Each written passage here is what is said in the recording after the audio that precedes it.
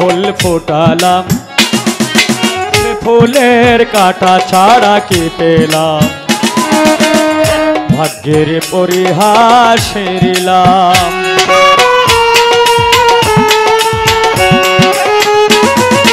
বুকে ধরে যত ফুল ফোটালাম, সে ফুলের কাটা ছাড়া কি পেলাম, ভাগ্যের পরিহাস হেরিলাম।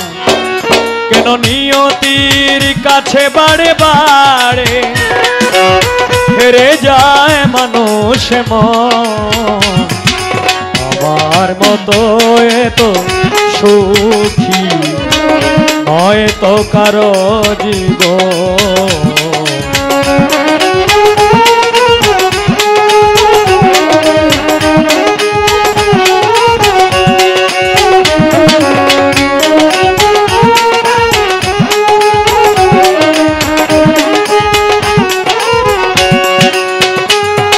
চারিদিকে নিরাশার বালোচর, কি আশায় বেঁধেছি এ খেলা ঘর, স্বপ্ন ভেঙে দিতে এলো ঝড়।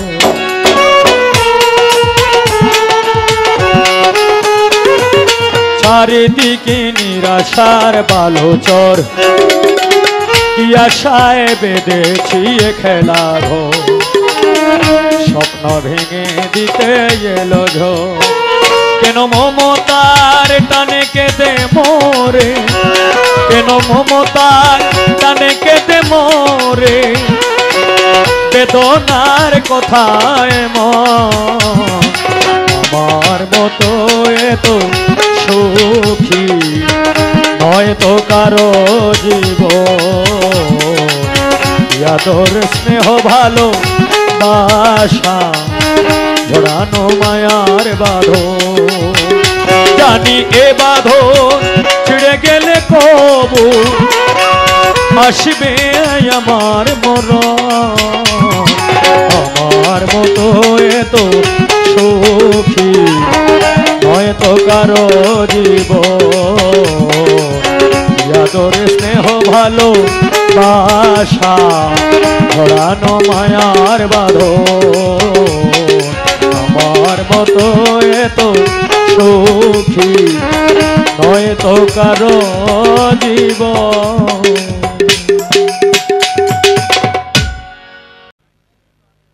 এরারে যতই কোয়া কই ট্যাং একটা উহরে থাকবই।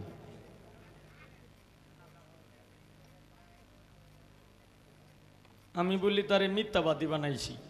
আচ্ছা আপনারা কেউ কইতার পাই না আমি মিথ্যাবাদী বানাইছি? আমি আগেই বলছি যে শরীয়তের একটা কথা বলছে, এই কথাটা আমি বলছিলাম না? কি বলছিলাম না? এ কই কি কয় হিরো আর কই, আমি বলি দেহি না। আচ্ছা আমি দেহি না এই কথাটাকে আমি একবার কইছিলাম যে আমি দেহি না। আমি আমার কেউ ধৈর্য গান ধৈর্য তুলন লাগে না মঞ্চে। আমার এই যে এইটাতে দেখা যায়, এইটাতে যতটুক দেখা যায় ইনশাল্লাহ তোমরা বাড়ি লাগ যাই তার বা মেঘলা এলো, এটা আমার কয়ে দেওয়া লাগবো না, আর কেউ রাস্তা চিনাই দেওয়া লাগতো না। আর এই চোখটা এটা একদম দেখা যায় না, এটারে কো হাফ সিঙ্গেল। আমি দেখিও না দেহার বান্দরি না, আমি দেখি কিছু দেখি, যেটা দেখি এটাতে আমার চলে। আর আচ্ছা সে একটা রাত্র গান গায়া কামাইল 20,000 30,000। আমি তো কিছু কিছু দেখি কিছু কিছু দেখি না। আমার যদি নে তাহলে আল্লাহ রহমতে আমারটা তো আমি আগেই বললাম, আমারে হয়তো এক জায়গায় 1 লাখ টাকা দেব, আর এক জায়গায় 40,000 দিব। কিন্তু এই যে বাইন বাদকরা যে বাজাইতেছে এরারে কিন্তু এরারে কারণে শিল্পীরা নে, শিল্পী 2 লাখ টাকা 2 লাখ টাকা যদি শিল্পী গান গায় বাইনা লইয়া, এরপরে এরার বেতন যত 1 টাকা গান গাইলেও এরার বেতন কিন্তু অতই, হয়তো 1500 নাইলে 2000। এটি তো আমি যদি 1 লাখ টাকাও পাই এরপরে এরা 2000ই পাইব, 5,000 পাইব, এর উপরে কিন্তু আর পাইতো না। আর যদি একটি না লই গান গাই আর পরেও কিন্তু এরা 80 পাইব। তো তুমি তো রাইটে হুরাইতে এলবা 20,000 30,000, টালের উপরে আমি টাল দিতাম কে রে? কি কি কথাটা? টালের উপরে আমি টাল দিতাম কে? তুমি আমার ছোট বোনের জাগাতটা হো, তুমি যদি না চলতারো, তোমার বেতন যদি 4,000 হয়, তুমি আমার কাছে কইও, আচ্ছা ঠিক আছে তোমার দেমনে, তোমার কোথায় আমি গেলাম যে ভাই আমার বাইনা তো 4,000, এখন আমার তো গাড়ি ভাড়াই আছে 5,000, আমার তো 1,000 টিয়া শর্ট। এই কথাটা যদি তুমি কইতারো, ইনশাল্লাহ আম্বো কথা দিলাম আমি, দিয়ে দেন যাও, তুমি টিয়ার লাগে তো আগল দেন। এইগুলি কোনো কথা না, এগুলি হলো ফাও সময় নষ্ট করা, আজাইরিয়া সময় নষ্ট করা। এই আমি আবারও বলছি, 2-4টা গান গায়ে লাও, গান গায়ে লাও, কথাবার্তার কোনো দরকার নাই। কারণ যে কথার কোনো প্রনাউন্সিয়েশন নাই, যে কথার কোনো লিঙ্গ নাই, এই কথা বলা এখানে না বলাটাই ভালো। আমি বল কইছি?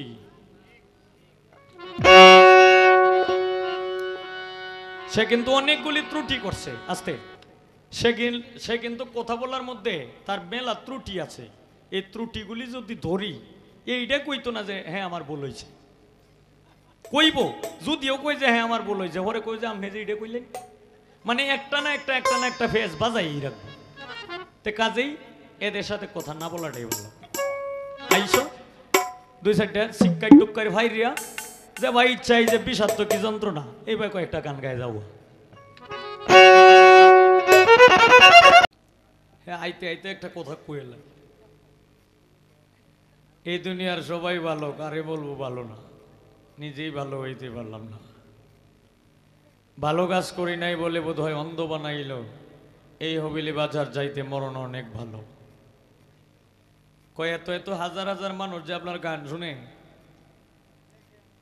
এটা তো আল্লাহ বুঝাই দে, হ্যাঁ এই যে অতকানে গে বুঝছো। মানুষ আল্লাহ বলছে এই একটু হলটা কম হবে, হ্যালো হ্যালো কম হবে হল, হ্যালো হ্যালো হ্যালো, হ্যাঁ আল্লাহ বলছে যে অন্যের গিফত করার আগে নিজে কি এটা আগে চিন্তা করো। এটা হলো পবিত্র কোরআন, এর মধ্যে আল হাদিস, নবীর বাণী।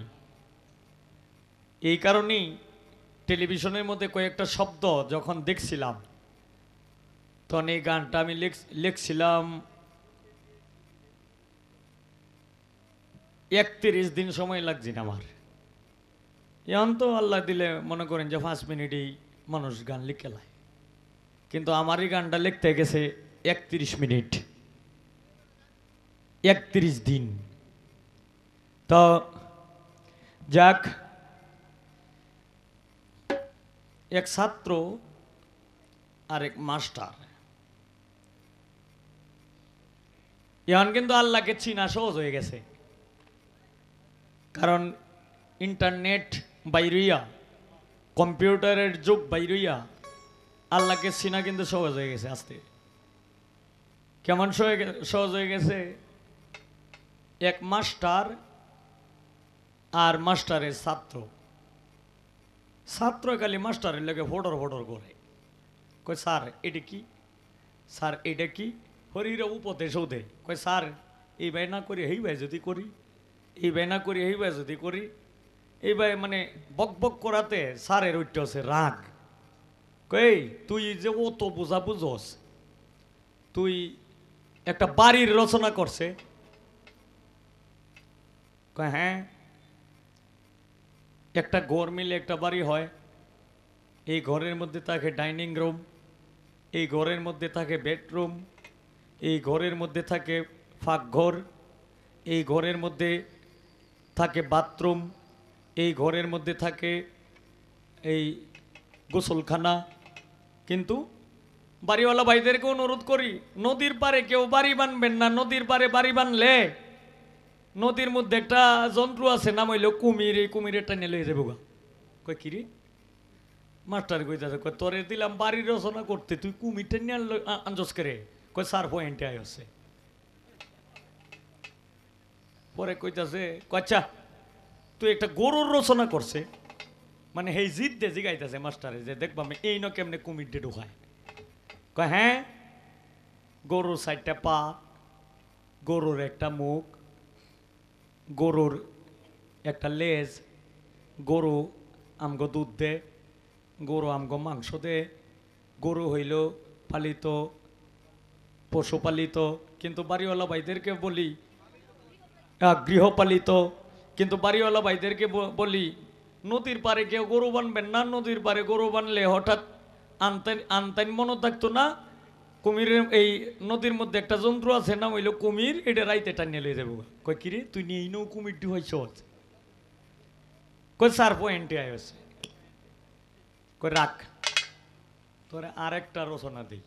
তুই পলাশির যুদ্ধের রচনা করছে, মানে এই যে রাগে এই যে জিদ্দে যে দেখবাম এই ন কেমনে কুমিরটি ঢুকায়। কারণ পলাশির যুদ্ধের পলাশির মাঠের আশেপাশে কোনো নদী নাই। তখন কইতাছে, হ্যাঁ 1757 সালে লর্ড লাইভ এবং নবাব সিরাজউদ্দৌলার সৈনিক, এর মধ্যে লর্ড লাইভের সৈনিক ছিল মাত্র 3000, নবাব সিরাজউদ্দৌলার সৈনিক ছিল 53,000। এর মধ্যে এই 3000 সৈনিকের কাছে 53,000 সৈনিকের পরাজিত হয়েছে। পরাজিত মানতে হয়েছে কেন? কারণ এই নবাব সিরাজউদ্দৌলার যে 53,000 সৈন্য ছিল, এই 53,000 সৈন্যের মাধ্যমে সর্বমূল নায়ক ছিল মীর জাফর আলী খান। এই মীর জাফর আলী খানকে দায়িত্ব দেওয়া মানে খাল কেটে কুমির আনা। কই কিরে এই নো তুই কুমির ঢুকাইছ? কই 4 পয়েন্টে আছে। তে বাউল গান এখন তো বর্তমানে মেয়েরায় যেসব উৎপাত শুরু হয়েছে, বিভিন্ন মাজারে কিন্তু গান বাজনা অফ দিছে। এটা কইলাম মানে সদ্য যেহেতু হসরফ করতে গেছি নেলেকে, মানে এই ফাঁকে কইলাম আর কি। তে এখন বর্তমানে কিন্তু মেয়েরায় বিশাল উৎপাত বিভিন্ন মাজারে।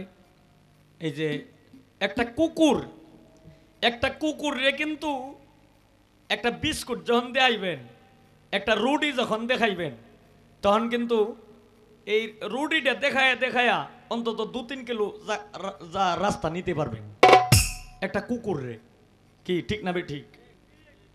তদ্রুক বাংলাদেশের মধ্যে এই মেয়েরাও এখন এরকম পাগল হইছে। কেউ যদি একটা মঞ্চের মধ্যে গান গাইতেছে, আমি দেখছি, এটা আমার অনেক দেখা, হাজার হাজার আমার দেখা, একটা মঞ্চের মধ্যে গান গাইতেছে কিংবা একটা কাফেলায় গান গাইতেছে, তখন এই এরিয়ার বাইরে মানে 100 গজ দূরা, 200 গজ দূরা 20টা টেলো একা রয়েছে, সেইটে যাইয়া মাইক তো এগাটে আনেগা। আজকাল মেয়েরা হয়ে গেছে কুকুরের মতো। কাজেই এইগুলি থেকে একটু বিরত থাকবেন। আর বাংলাদেশের মেয়ে শিল্পী যারা, তাদের জন্য আমি দোয়া করি। আল্লাহ আমার দোয়া কবুল করে না করে তা আমি জানি না, তবে মালিকের দরবারে আমি ফরিয়াদ করি এরা যেন ভালো শিল্পী হয়। এই যে এইভাবে গান গাইতেছে, এই কথাটা কইলাম না, কারণ জ্যোতির সামনে কইতেছি কেড়ে জানেন, যাতে জ্যোতিও কোনো সময় পেস না ধরতে পারে, কোনো ভুল না ধরতে পারে। কারণ এই কথাটা কিন্তু ইউটিউবে যাইব, একটা কথা যদি ভুল কই সোহালি কবে যে হবিল সরকার কই আছে এটার ধর। কাজেই মেয়ে শিল্পীরার জন্য আমি দোয়া করি এরা যেন ভালো শিল্পী হয়। আর যদি এইভাবে যে ডিজে বাজে যদি গান গায়, তাহলে তো এরা রূপ যতদিন আছে অতদিন গান গাইতে পারবে, রূপ যৌবন শেষ এরার গানও শেষ।